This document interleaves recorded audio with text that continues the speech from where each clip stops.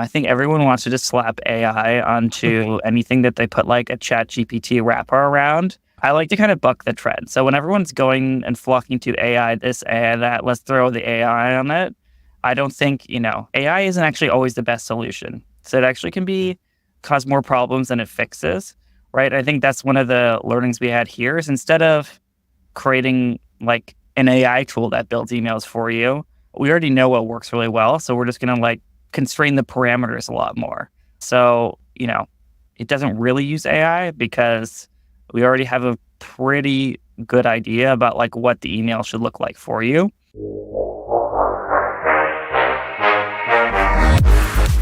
You're listening to Slick Talk, the hospitality podcast, a podcast for those who are in and around the hospitality industry who love, live, and breathe what they do.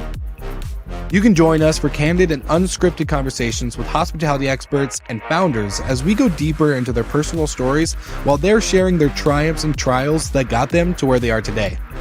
I'm your host, Will Slickers, and you're listening to an episode of Slick Talk, the hospitality podcast. Now, let's begin.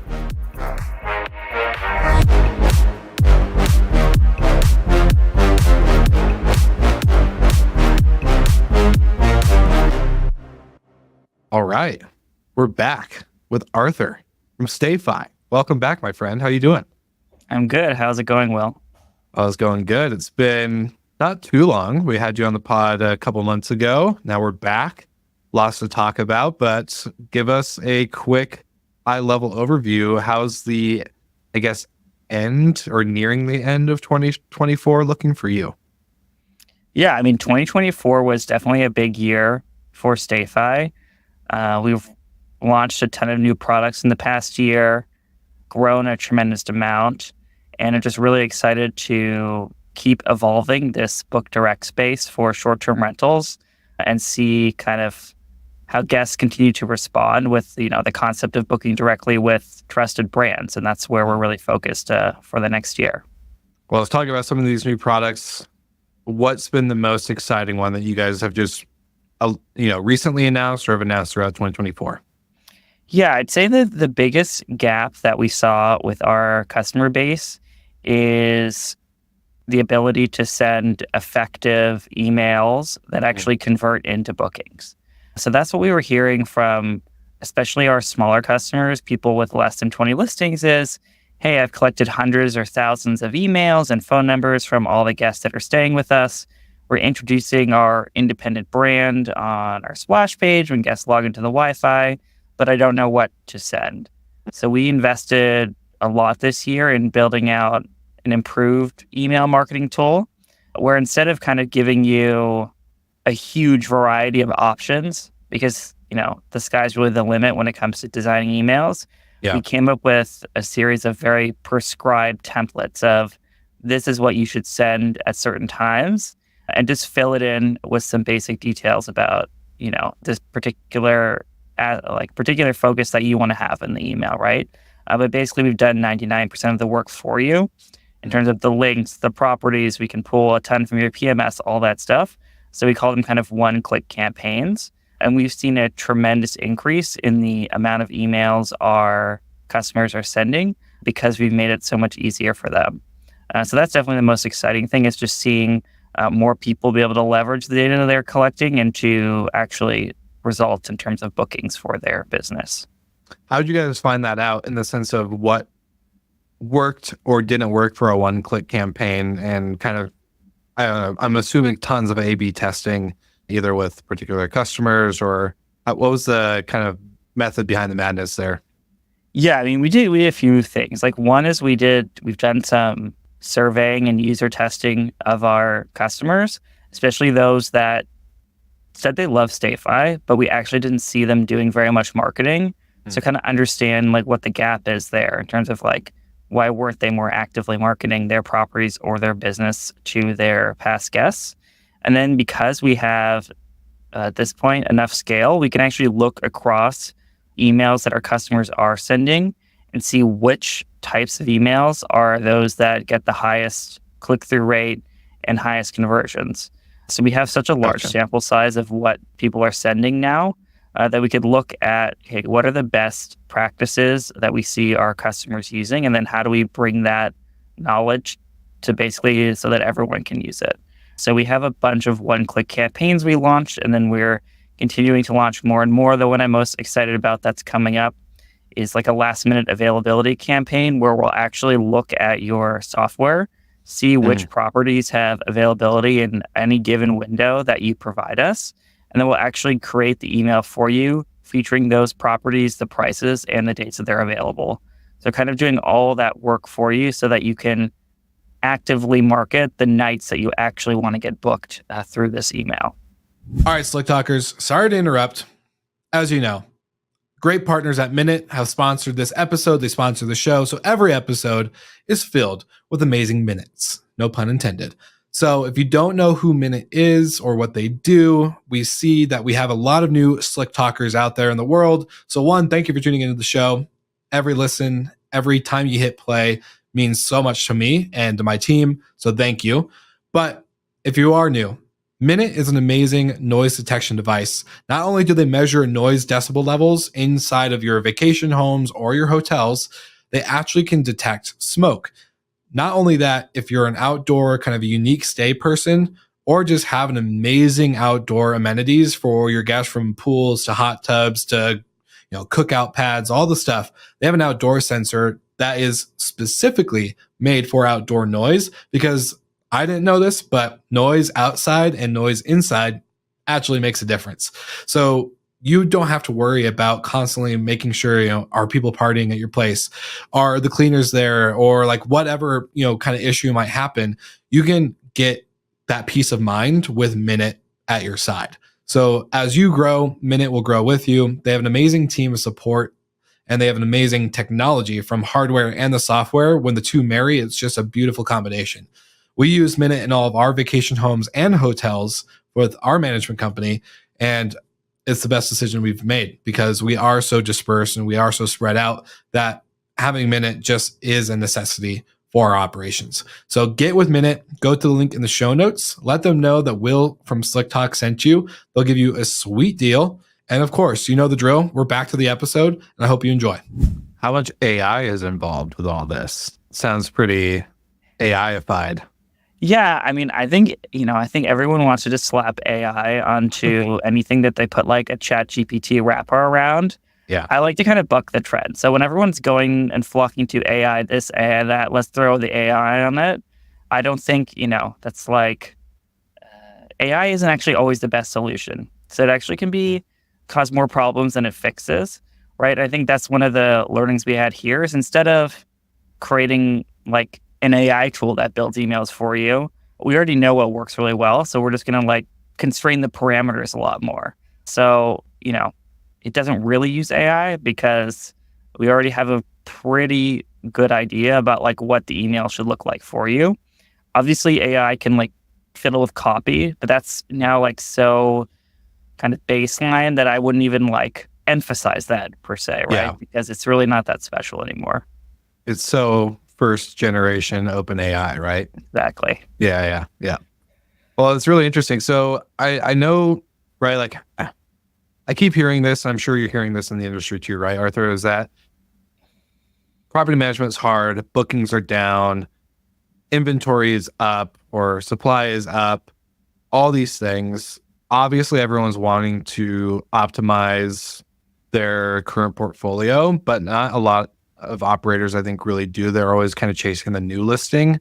So when it comes to the marketing campaigns, and whether it's through one click or just being a StayFi customer in general, where can operators fully expect to own more share of wallet? What's things that they can do outside of like nightly rates? And I'm assuming upsells or extended stays through a one-click campaign are a starting point. But what other pieces can actually make this business more sustainable rather than just nightly rate commissions or owning the real estate? Yeah, I think it's really interesting you bring that up because there were a lot of folks we talked to maybe 2 years ago that were, told us, hey, we don't need a tool like StayFi because we are 100% booked through OTAs. And some people got the idea of, building your own guest list and building your own loyal audience is about building resilience for your brand. Some people got that point and some people unfortunately didn't. So what we're seeing is for customers who invested in the good times into building a robust guest database, now you have this amazing audience to lean on to basically provide a whole new source of demand. So obviously you have demand from the OTA channels, but now you have this whole untapped group of people who you can market to separately to generate demand for your listings. So we definitely help people prepare for leaner times in their geographies by having that audience to tap into. So that's definitely number one, is like it's never too late to build an audience to make your business more resilient. So whatever's happening in OTAs doesn't impact you as much because you can always fill in those nights with people from your own past guests or your own other sources of data that we help you collect. And then definitely outside of that, obviously upsells are becoming an increasingly popular way to diversify your revenue outside of just book nights, especially since we see a lot of operators take that revenue and not share it with owners, right? So if they sell an early check and a late checkout, they're not giving owners some percentage of that, and they're only doing those fees on their nightly rates. And we definitely have a lot of products within StayFi to help advertise things like early check-in and late checkout because we have access to the whole guest database. So we have a lot of partnerships with companies like the Hostco, Minoan, Viator, basically any upsell tool. We see customers basically placing that in their Wi-Fi login flow and then in their automated emails and texts that go out once someone logs into the Wi-Fi. So if they have partners that they're selling tours and activities on behalf of and getting a commission, or doing things like late checkout or stay extension, we just provide now the ability to take those products and advertise them not just to the booker, but everybody staying in the vacation rental, and therefore increasing conversion rate. So that's definitely another great upside to our product, is we kind of extend the ability of all those other tools you're using to reach more folks that are staying with you. No, that's super, super smart and super good. Man, there's a lot of places I could take it, but I actually kind of want to back up a little bit. You're talking about reliance on OTAs and how a lot of people obviously do know that they can build their own audience, but they're like, oh, I'm 100% booked through Airbnb and Vrbo. Why would I think about doing my own brand? Have you seen the recent policy update that Vrbo announced, I think October 4th, about communication and cancellations and all that good stuff? But I'm assuming it's not in the favor of operators. Yeah. We talked about it on Good Morning Hospitality, and Brandy Canale had a really good point on the sense of it just feels like they're getting closer and closer to telling you how to operate your business. And this recent policy change was more around you have to communicate within a certain time period based on a chain of events, and automated replies don't really count, especially when it comes to like an emergency message, right? Where the guest is like, hey, the basement's flooding. You can't just be like, all right, we'll respond in the next 3 hours once we figure out what to do. It's kind of interesting, but her point was around that. Where do you think the line will be drawn with OTAs and operators saying, you can't tell us how to or when to message guests or what information to share? Like, do you think there's going to be a line drawn between OTAs, like, and the operators kind of telling each other what they can and cannot, enforce? Yeah, I mean, definitely the OTAs, behave like monopolists as they are, especially Airbnb is approaching it's interesting Vrbo's pushing these changes when it appears that their market share of overall bookings is in decline, which I think is kind of what we're seeing out there. So obviously when you have only one or two or maybe a third channel booking that is controlling the vast majority of demand, they can, pretty much get away with whatever they want. I see more risks with what I'm a lot of operators depend on sending like links through messaging and OTA channels. I think that's one area where they may cut down on what you're able to send because, they want more control over the booking process. They want all the communication to go through them, right? Which is why at StayFi, we want to build a product that's doesn't involve like anything to do with the OTA, right? Like it's all in the property, which you control and manage. And we're not, pushing anything through OTA communication because anything there could be at risk of being shut down overnight without your control. So for us, the faster you can diversify your demand, the better. I just got a note from a customer that said, hey, last year at this time, we were 90+% Airbnb, and now we're 25% direct, like 25% Vrbo and 50% Airbnb. And I think that's just in general, just really focus on diversification. Obviously, direct is great, but also just investing in those other channels so that you're not solely dependent on just one business that could change their rules, algorithm, fees overnight, in which you have no input or control. Another conversation in our industry often is like what makes a professional, right? And you, I would say, get to see both sides. You get to see the traditional VRMA attendee, right, with 150 properties in Gatlinburg, Tennessee or whatever. But then you also get to see the new Airbnb host who maybe has 1 or 2 properties or maybe up to 10, doesn't use a property management software, maybe does dynamic pricing, has access control and a noise sensor. What are your overall opinions around the word and term professionalization when it comes to being a short-term rental host or operator? Again, it can be in any shape or form, but do you think there needs to be a clear line on this, like professional versus non-professional? Because I know plenty of hosts that I think could be professionals, but yet then I hear them talk about not wanting to invest in their own brand, not wanting to invest in Book Direct because, again, Airbnb provides so many tools for you to make it easy, and there's less money to spend on technology softwares and all these other middlemen joining the club. Yet you have the vacation rental manager who maybe is over inundated with technology and is just struggling to actually turn a profit. So what's your overall perspective on this professional, non-professional conversation we hear in our industry? I mean, it's definitely a continuum. I don't think it's a binary choice. We have customers who do one short-term rental part-time as their vacation home and use a PMS designed for a quote-unquote host, although I don't love that word, like a Hospitable or a Lodgify, which is pretty lightweight and inexpensive. And those platforms have made it very easy to launch a website and accept direct bookings with all of the bells and whistles in terms of insurance, guest screening, payment processing, all built in. So it's like the barriers to entry to do direct bookings or to list on multiple channels continues to fall, which is why, at least Airbnb's advantage in terms of unique inventory is probably going to fall over time, especially like inventory that's single family homes. And that's kind of my general opinion.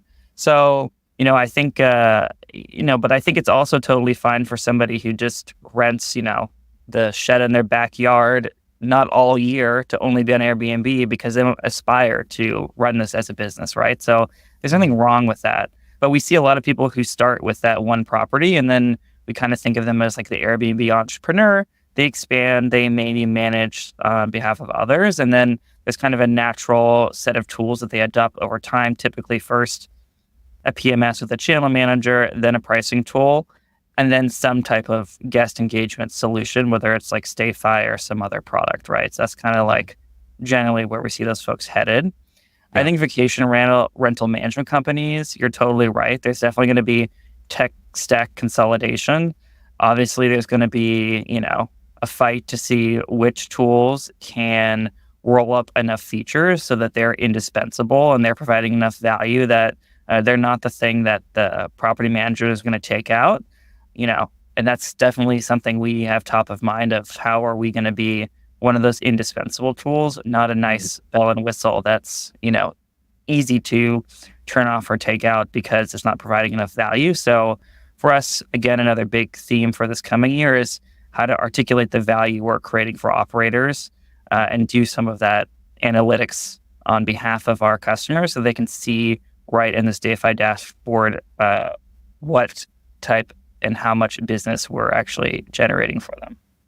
Yeah, any tech vendor that can showcase money earned with using without just spending every month on the unit count or whatever the pricing structure is always a great start. Exactly. Yeah. Let's talk about tech. I would love to know your opinion as a tech entrepreneur in our industry. I've had Andrew Kitchell sit down, and we've talked about the tech landscape report that Wheelhouse put out, showcasing the different, I think, over 23 categories of different technology used within short-term rentals and a little bit of crossover with hotels. What's your overall opinion on the current state of our technology landscape? Do you think it's going to continue to grow? Do you think we're going to see, like you said, maybe some consolidation? Do you think we're going to see a slowdown in new innovation? Where do you think, or maybe is there a category specific to you outside of the StayFi category that you think is really going to boom? Yeah, I think the big question going forward is like which pieces of the tech stack naturally fit within the property management software and which do not. I think definitely like pricing is one there. I think it's going to become more, dynamic pricing is going to become more commodified in the sense that, do you want the PMS solution or do you want a specialized tool? I think that's one area where we see potential threat is if we're offering like a CRM with marketing tools. That's definitely one that could be easily added within the property management software. Even things like door locks, right? We're seeing, because of Seam and the ability to maybe write directly to some of the most popular tools, also being added within the property management software. So I think for all of us kind of point solutions that are outside, that are not aspiring to be a PMS, it's kind of how do we differentiate ourselves to be good enough or kind of so much better than the PMS alternative that we can continue to thrive outside of the PMS and leverage our ability to work with all property management software, as opposed to obviously once you launch your own PMS, then you're kind of unable to do that. And I've seen that happen to some companies recently where they went from being a point solution to also PMS, and then of course they get cut off from all the PMS that they were integrated with, right? So I think that's going to be the tension, is what's going to be consolidated in the PMS and which point solutions can thrive outside of that. Well, don't you think, like, I would look at a StayFi product and think if my PMS launched a marketing feature, I don't think I would trust it. Like, why the product that's supposed to be syncing my reservations and my messaging should not be also doing my marketing for me? I don't know. It's too many features, right? If we look at like SaaS tools for like restaurants or yoga studios or gyms, right? They typically have like this all-in-one approach with many different modules. And then they also have partners that offer those same modules. And it's always kind of like a pick your, the best set of tools for your business. Yeah. But I think we should all expect that the softwares are all going to launch many competitive products to their partners. And then it will, of course, be, survival of the fittest at that point to see if you're good enough to sustain a business outside of what the PMS has to offer within their own software. Yeah, I think we saw that initially with AI chat, right? Every property management software now has an AI chat inbox. Yet there's Bestie out there, which I'm an advisor on, and a couple other AI messaging tools that you're like, okay, interesting. Like, you're integrated in the marketplace with all these property management softwares, yet they launched their own. And I know dynamic pricing has seen this with property management softwares launching their own pricing tool and channel management connections rather than their own channel management partners. So like, there's a bunch of duplicates. But for me, I've always looked at the PMS as a kind of a middleware. Like, it should be your heart and, I guess, brain for when it comes to the calendar and communication, but it should not be the heart for everything else, like pricing and access control and marketing and whatever else. Ideally, yes, I would love a unified dashboard with all these, but I don't think that's how our tech ecosystem works. And so but they're going to try, right? We're going to try. They're definitely going to try. And Guesty, some will definitely execute much better than others. Yeah. And yeah, that's definitely for, my mind for this coming year is, what are the things we can do that they can never replicate for different, what defensibility can it really build up? So I'm not going to share what those things are right now, but those are the things we should be excited to see come next year, is what are those defensible products that we can offer that, either can't be or cannot be easily replicated by another provider or solution provider. All right, I'm back. Sorry to interrupt. But you have to hear about our partners and friends at Hostfully. Not only are they an amazing property management software, they're an amazing team. I've been friends and partners with Hostfully for over 4 years now, and it's been an amazing 4 years. I can't complain because as I continue to grow my business with our property management company, they continue to update and grow their products and features within the Hostfully platform, and it just gets better over time. So with us, we have a unified inbox, we have amazing marketplace, not only for the rest of our tech stack to integrate, which is awesome because they work with so many people, but then the third piece is the distribution is built in. So you don't have to fully rely on a channel manager. You can actually rely on the amazing integrations that Hostfully has with Airbnb, Vrbo, Booking.com, Marriott, Homes and Villas, you name it. They have what you need in order to get your inventory, your properties to the right people. So it's kind of a no-brainer, but I'm going to tell you this anyways. You're going to get a special deal with Hostfully with the link in the show notes. You'll just have to let them know if you love the product and then just tell them that we'll send you. So that way you can get that amazing Slick Talk deal. And of course, we're back to the episode. Thanks for tuning in, and I hope you enjoy. Yeah. So offline, I'm going to ask you what those are. And then next year, I'm going to have you say what they actually came to fruition, and we'll see how many you got right. And I'll tell the listeners if you're lying or if you're not lying. Okay. Just kidding. No, it's super interesting though, because I think the tech landscape in general, it just, especially after seeing the, 23 different categories, right? Like it would be so overwhelming. Do you guys find that like StayFi customers are sharing the same kind of sentiment and feedback? Like, oh my gosh, like what do you guys recommend for pricing? What do you guys recommend for this? Like, have you heard about this company? Do you guys get a lot of that type of feedback or even, I guess, questions from customers that are wanting to grow, wanting to streamline, be more efficient, yet just don't know where to start because there's so many options?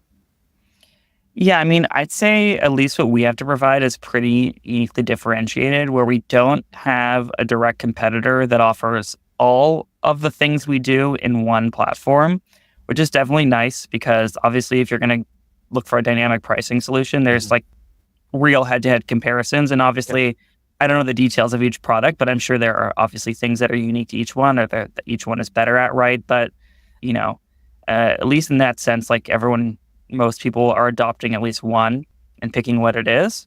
I'd say, people usually come to us because they have a pretty specific need, as in like they recognize that they need to build a resilient direct booking business.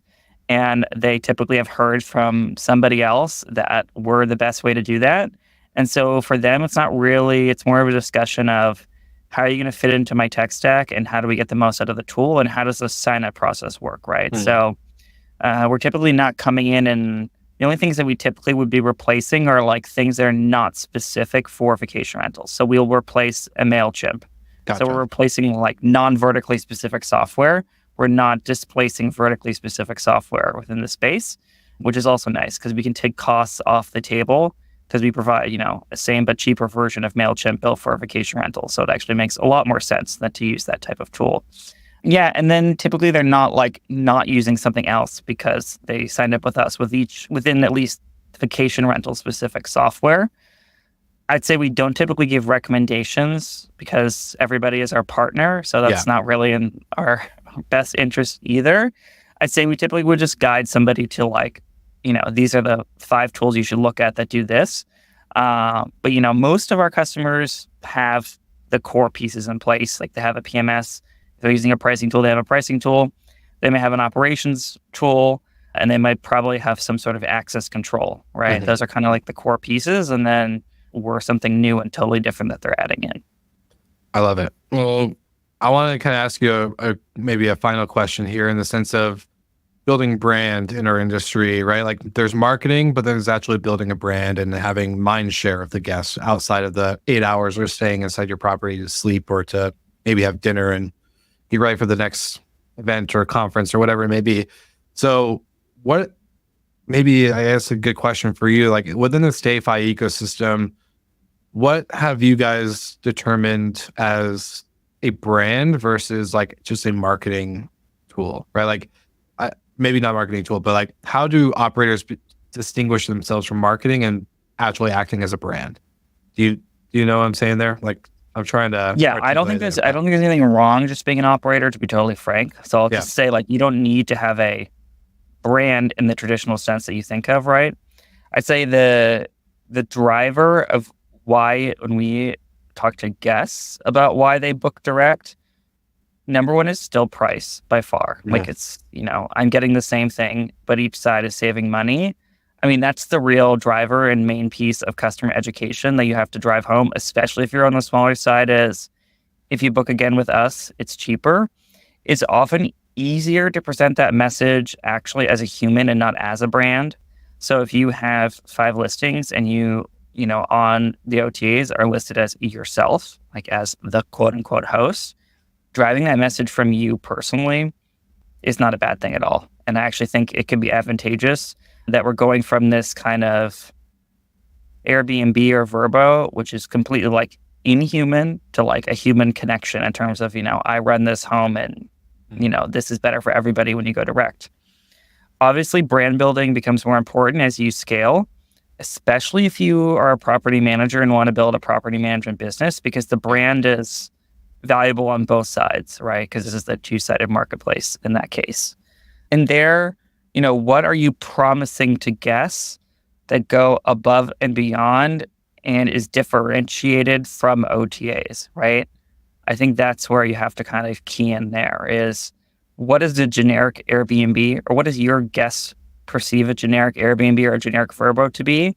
And how is my brand and operation different than that in terms of property quality, cleanliness, standardization of service, communication level, free, perks for booking direct, whatever it is, right? It's kind of like, what are the set of characteristics that differentiate me from a quote unquote Airbnb? And that's where I would lean into from building a brand outside of OTAs.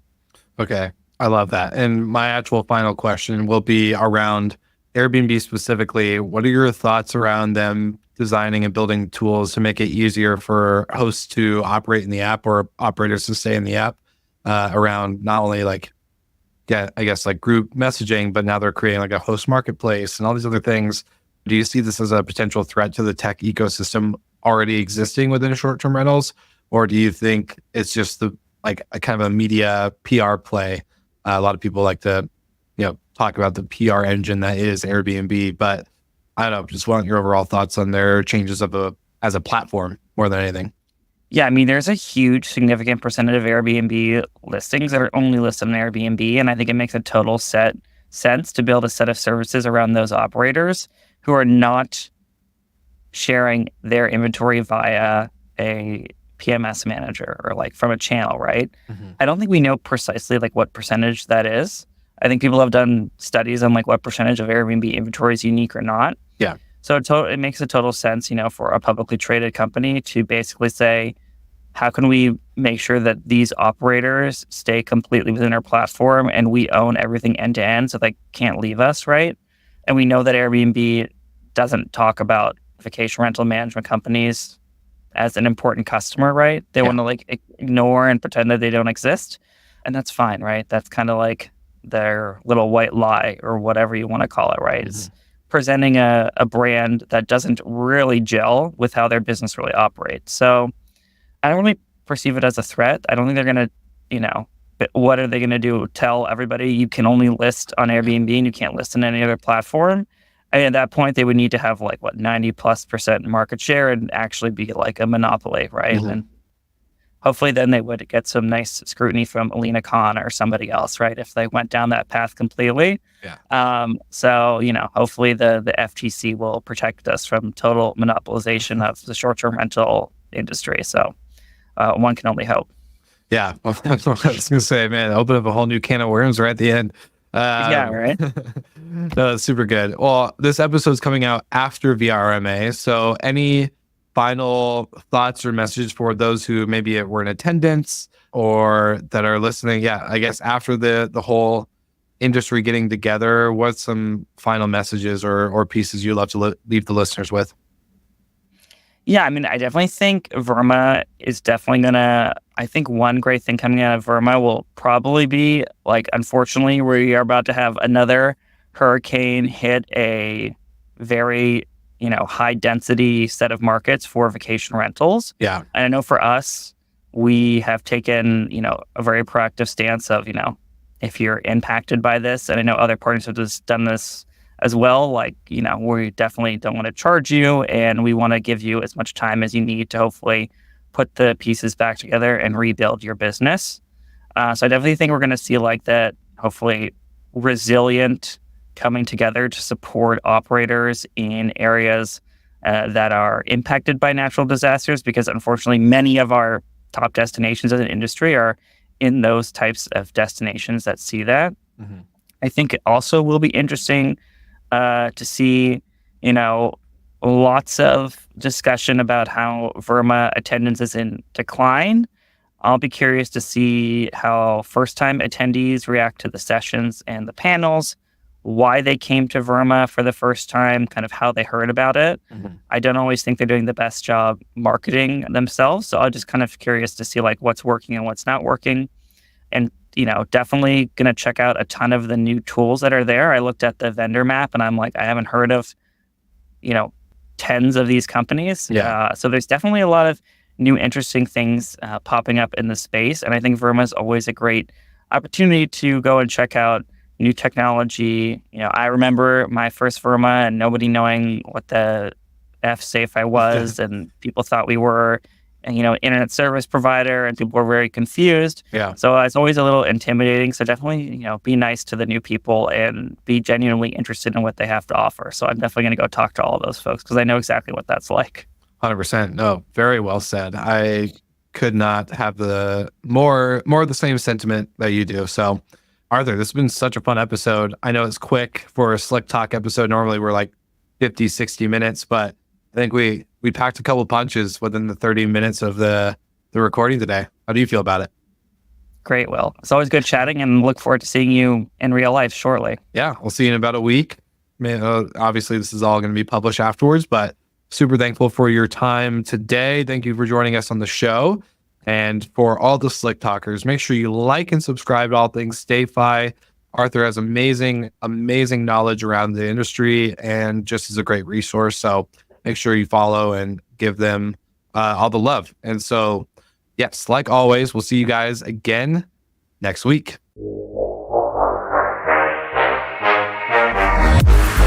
Thank you so much for listening, and thank you to our show partners for making Slick Talk, the hospitality podcast, possible. We hope you enjoyed the show, and we would love to connect with you outside of the podcast. So you can follow us on all of our social media channels for daily hospitality content, or find us on slicktalkthepodcast.com. And don't forget to rate, review, and subscribe so you never miss an episode. I'm your host, Will Slickers, and we will see you guys all again next week.